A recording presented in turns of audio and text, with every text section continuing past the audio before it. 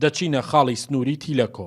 وەفدێکی دەروازە سنوورەکانی عێراقیش کە چەند ڕۆژەکە لە هەرێمی کوردستانن دەیانەوێت ڕێوشوێنەکانی ئەو خاڵە سنووریە ببینن کە بەنیازن لەگەڵ کۆماری ئیسلامی ئێران وەک دەروازەیەکی نێودەوڵەتی بیناسێنن. تیلەکۆ 75 کیلۆمەتر لە ناوەندی قەزای کەلارەوە دوورە، گونجاوترین شوێنە بۆ ئاڵوگۆڕی بازرگانی.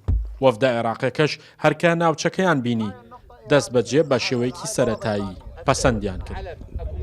جئنا كلجنة لدراسة الجدوى إلى المنفذ المقترح وهو تيلاكو.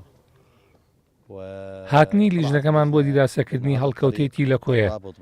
ڕووبەرێکی باش لە بەردەست هەیە بۆ ئەوەی تیلەکۆ بکرێتە دەواازەیەکی سنووری لە نێوان عێراق و ئێران.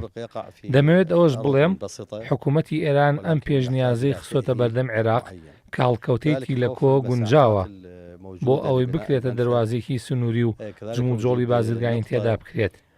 پێشترم ناوچەیە وەک دەواازەیەکی ناڕەسمی بەکارهێنرا بوو بۆ هەموو شوێی هاوڵاتیان. هەندێک بازرگانی سنووردار.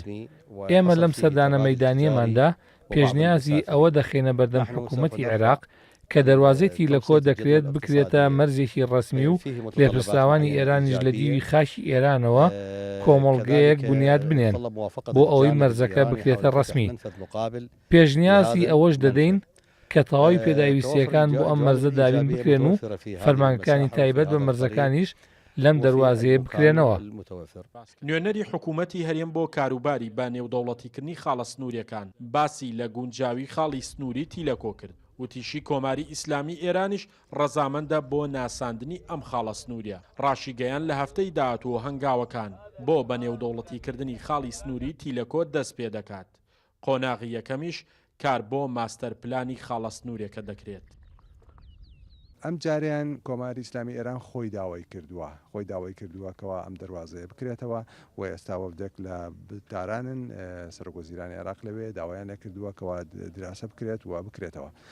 ئەوە کارێکی زۆر باشە، کارێکی زۆر گرنگە و کار ئاسانی بۆ ئێمە زۆرەکە. هەروەها ئەم دەواازەیە لە ئەرزێکی زۆر تەختایە و توانی چەند دوانمت 200 دوانم کاری لەسەر بکەی. هەروەها ڕێگەیشی باشی هەیە، کارەبای نیشتیمانی هەیە، جیاوازی هەیە لەگەڵ ئەوەکانێکیان خۆی لە خۆیان تۆزێک ئامادەیە و ئەوەی کە خاڵێکی گرنگە بەنسبەت ئەم دەواازەوە ئەوە کە کۆماری ئیسلامی ئێران خۆی داوای کردووە کە بکرێتەوە. لە ئەگەری پەسەندکردنی تیلەکۆ وەکو خاڵێکی سنووری نێودەوڵەتی ناوچەکە بوژانەوەیەکی خێرا بەخۆ دەبینێت لە ڕووی ئابووری و گەشە سەندنی کەرتی بازرگانی و ڕەخساندنی هەلی کار لە سنووری ئیدارەی گەرمیان. لە ئێستادا بە چای خۆتان بینیتان ئەوە بدێکە سەردانی ئەم مەرزەی کرد لە هەموو جوانبێکەوە کە ئەو مەرزەی پەسەند کرد و تەنها چەند جوانبێکی ماوەکە وەکو ماستەر پلانەکەی و موافقاتی شوێنی مەرزەکە و ئەمە کاریگەری زۆرەیە لە ڕووی ئابووری و هەر لە ڕووی جەدوای اقتصادی وەکە مەرزەکە دەتوانێت پشتی بێ. خاڵی سنووری تیلەکۆ دەکەوێتە سنووری ناحەی مەیدانی سەر بە ئیدارەی گەرمیان و لە نزیک شاخی بێشکان هاوسنوورە لەگەڵ شارۆچکەی سەرپێڵی زەهاو لە ڕۆژهەڵاتی کوردستان. شاخوان محەممەد، کورسات نیوز، تیلەکۆ.